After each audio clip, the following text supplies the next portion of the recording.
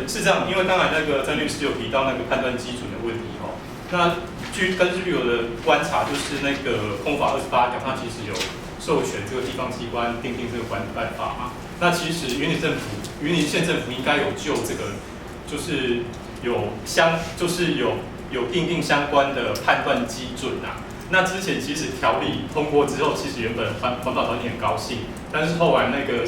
县长又许可他们就是再次这个暂停。但我想，可能这个也跟那个高老师所提到，就是财团的压力，或者说让他们有一个制程改善的一个时间，我觉得这也无可厚非。但是我要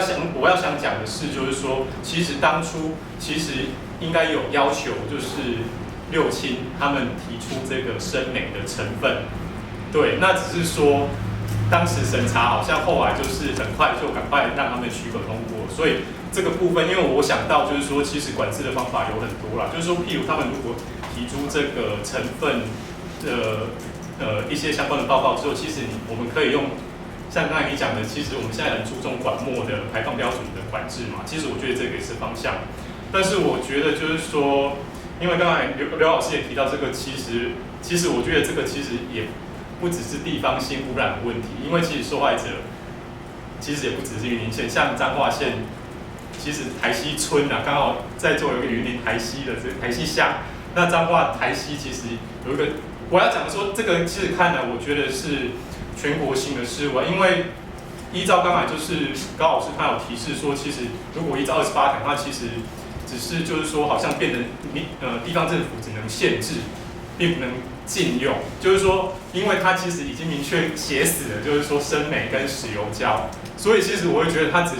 你只能做一个量的禁用，不能用完全的用一个替代的一个这个东西，所以我觉得我其实非常赞成，就是高老师所提出来，就是其实日本的蔡老师，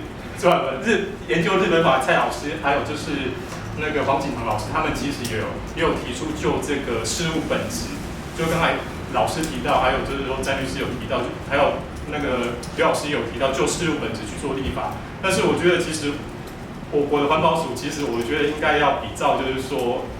日本的立法力啦，因为地方有这么好的立法，它其实如果它马上把它变成一个中央的法律，其实马上就过渡去了，过渡掉了这样子。对，那以上只是一些分享，我是想问一下，因为刚才那个詹律师其实有提到，就是说六轻它其实是一个大的公司，它其实可以做这些制程改善。那我是想问一下，就是说如果之后我们再进行管制的话，譬如我们针对私人公司跟这个国营企业，就是说可不可以有一个管制上面的差别，就是针对管制对象啊？因为我也觉得，就是说现在中央政府针对整个这个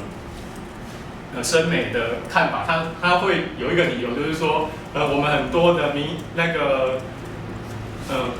国营的电厂其实都是用这个生镁啊，那你如果全部取代掉，是不是就会影响很大？所以我是想提出这个问题。那第二个问题，我觉得我也比较关注的，就是说刚才有提到宪政诉讼，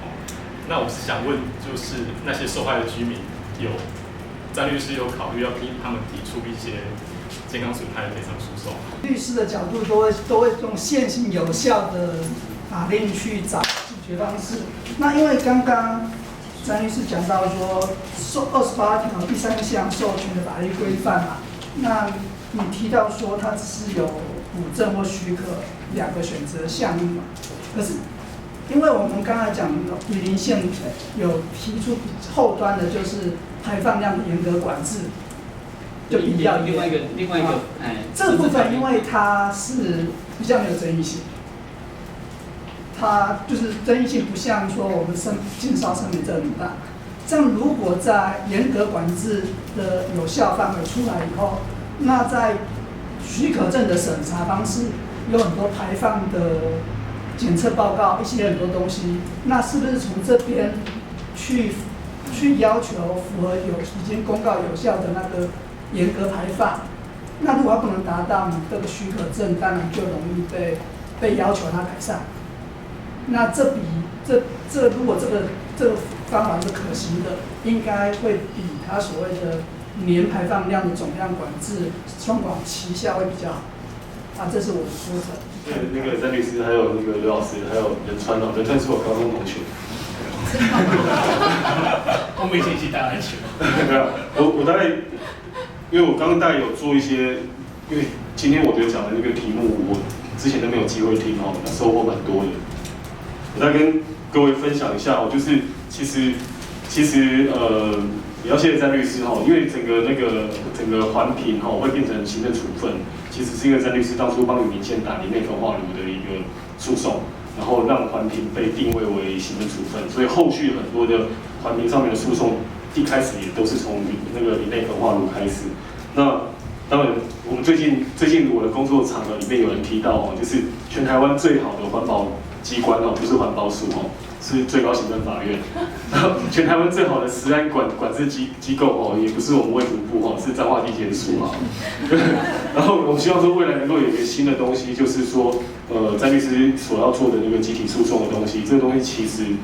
我觉得会是一个很辛苦的历程，但是我觉得这是跟仁川刚才的那个简报最后面讲到，我觉得其实法律的这个运动哦，其实到最后其实是能够做出一些典范、一些里程碑。那我跟各位报一下，因为我不是环境的专家，但是在云林县政府几年后，我们针对那个 SOx、NOx， 然后那个 particle 啊，然后二氧化碳的东西，后来到 VOC 2.5，其实都从懵懵懂懂，然后到有点感觉这样子。我跟各位报告一下，其实这个自治条例哈，在97年的时候，那时候我们还没有去谈到所谓的 PM 2.5，那时候就只想到那个温室气体而已。所以那时候云林县政府在97年的时候，其实就已经有提出一个碳税自治条例。那碳税自治条例是主管机关是财政部，那时候财政部是不予核定。那后来我们也是跟几位律师讨论之后，我们用那个特别功课的方法，在99年提出了那个碳费自治条例，那时候送给环保署，其实就是环保署是不予备查。那这个刚才詹律师有提到，其实备查，我记得大法官解释过，备查只是一个意思通知而已哦。那但是环保署不予备查，所以我们就提出那个释宪，结果后来就也不受理的理由，我印象中是因为环保署既然没有核备，所以它不是一个法律，所以没有地方法律跟中央法律抵触的问题，因为不是法律。我记得理由是这样，好像是哦，不是哦，我抱歉，那我跟你讲错，反正后来是不受理嘛，我印象中是没有受理。那其实针对这一次的那个建烧生煤跟石油胶的那个自治条例，在去年的时候，其实苏贞昌县长要卸任之前，其实提出来的不是建烧生煤跟石油胶，其实是针对于燃烧的那个燃料的加盐，就是用0.5%。那其实0.5%就自动排除石油胶啊，自动排除石油胶。那生煤部分我不太确定，因为它这个生煤定义的成分其实有点不一样。但是李金龙县长上任之后，他就用建烧生煤跟石油胶来取代。那其实另外一个加盐标准，刚才大律师有提到其实针对于烟道的排放的加盐其实现在这加盐标准也在环保署，应该已经送到环保署了，但它不是自治条例，因为环保署本来就有授权地方加盐标准，所以其实应该这么说，就是说在整个电厂的燃烧的品质的东西是透过自治条例，苏治芬那时候是透过含硫量5%以下才要去烧的自治条例，然后那时候就被取代，禁烧生煤跟石油胶，但是其实方向是一样，是针对石油上面碾压去做管理。另外就是烟道，就是尾道的时候排放的那个标准，那个东西其实有送，但是现在以我的理解应该还没有定案。然后还有另外一个加盐标准，其实也是大家没有注意到，是 VOC 那个挥发性有机气体的部分那个部分的加盐标准，其实应该也快送到环保署，或是已经送到，我不知道。其实它影响都蛮大。那我觉得我个人经验其实跟各位报告，石油胶到底烧不烧？当初我们苏治芬县长那时候的版本，不是李金龙的版本的时候，其实我想我应该可以很公开跟各位报告，我们自己有问过台塑石化的那个曹明总经理，他在2年前就说他们知道石油胶不能烧，他们规划2年之内不要烧。所以这个东西，我觉得石油胶不烧本来就应该是个趋势，全台湾只有台塑石化在烧而已。那只是说针对生煤的部分，其实会有点争议。那跟各位报告一下，就是因为后来我回台北，我大概了解了其实整个以我个人目前的想法，我觉得燃煤电厂它一定要转型，但它的最好的管制就是从它烧的东西跟它排出来的东西，就是烟囱最下面跟烟囱最上面去做最好的管理。那长期以来，当然我们的能源结构要改变。台湾的能源结构98%是靠进口，不管是天然气、重油、石油还是核能，98%是依赖。那政府的态度是什么？那只是说天然气能不能马上改成这个东西？其实我有问几个能源专家，其实天然气包含它的安全存量大概是7天，煤大概是20几天。好，那另外一个部分是天然气接收站的东西。不过我同意，因为六轻甚至连台泥他们是拿到国家的特许，然后特许它本来就应该是能够再做更多的努力跟进步。那我觉得这个东西中央必须要有个态度。那我必须讲是说，中央政府现在觉得很困扰，环保署的态度是什么？能源局的态度是什么？能源局其实在过去环境3法，现在温解法过了，再加能源税法。7年前的总统大选的时候，其实马英九已经承诺了，但是我们到现在能源的依赖还是98%。那这个东西，刚才有提到台电，其实我这样讲哦，可能会被批评哦。6轻的机组已经是超临界燃煤机组，它的效率会比较高。那它的环保设施有没有比较好？我不知道，我真的不确定。但是以现在台电的火力发电厂，它还有很多是亚临界的，它的燃煤品质是不好的。哦，那这个东西其实你能源局的态度是什么？你到底要不要改变？那另外就是有哪些机组要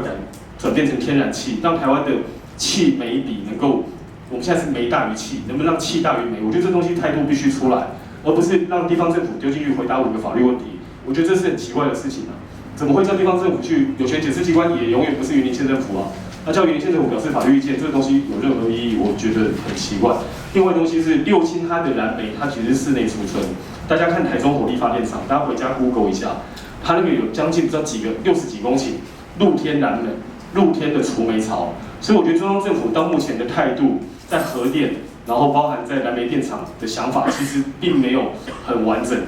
他们在那个部分都没有很完整的时候，他们只能去面对一个地方提出那个就是这个自治条例的态度。那更何况是环保署。不过环保署这边我要吐槽一下，因为这个跟詹律师也有关系哦。我刚上网搜寻一下，我记得针对许可证的东西，我是不认同沈世宏的讲法，但沈世宏曾经在2012年，就是刚讲的6轻的那个4.7期，现在最高行政法院有判决他们败诉哦，就是应该是行政机关败诉。沈世宏里面在那时候一个新闻稿，他就有提到，刚才有照相的最后一句话，他说其实中央通过6轻环评的新设草案，如果地方认为有维护国民健康的理由，这是环保署的新闻稿，仍有不核发许可证或加严许可的权利。然后新闻稿有没有很了不起？跟各位报告一下，我们那时候在2012年的时候，因为 VOC 的东西，那时候我们跟环保署对骂完之后，我们又看广告，然后他们也看广告，然后他们叫监察院调查我们，然后那个行政院院会有指示法务部长指示台南高检署台南高分检指示湖尾地检署调查环保局的同仁，这个新闻稿是谁写的？涉及伪造公文书，后来是不起诉处分。然后但是在整个所有工坊里面，新闻稿是属于公文书。那所以沈世宏他这个公文书，他是讲说地方是可以不用核发了。不过这样讲，李金龙县长就会困扰。那我就再补充一下，其实我个人认为，当初说每半年发一次，能够有受益的负担，受益的行政处分可以附加负担，我认为那样是对的啦。那后来是2年，然后并没有增加负担，我觉得好像怪怪的。但是不在其位不谋其政。我完毕。